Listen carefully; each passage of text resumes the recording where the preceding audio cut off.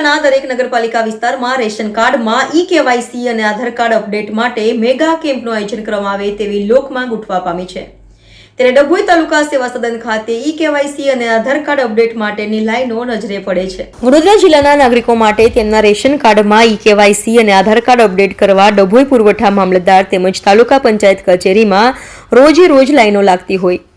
નાગરિકોના સમયને ધ્યાનમાં લઈ કામગીરી રજાના દિવસે પણ કરાવી શકે તે માટે જિલ્લા વહીવટીતંત્ર દ્વારા જિલ્લાના તમામ નગરપાલિકા વિસ્તારમાં રેશન કાર્ડમાં ઈ-કેવાયસી અને આધાર કાર્ડ અપડેટ માટે મેગા કેમ્પનું આયોજન કરવામાં આવે। વડોદરા જિલ્લાના જે તે તાલુકાના નગરપાલિકા વિસ્તારની આસપાસમાં આવેલ વિસ્તારોના કામોમાંથી 10 જેટલા VCE ઈ-કેવાયસીના કામે 10 આધાર કીટ આધાર કાર્ડ અપડેટ માટે નગરપાલિકા વિસ્તારમાં આવેલ તમામ FPS હોલ્ડરો તથા મામલતદાર કચેરીના તમામ નાયબ મામલતદારશ્રીઓ તથા 50% ઓછી કામગીરી થઈ હોય તેવી APS પર જિલ્લા કક્ષાએથી હુકમ કરવામાં આવે।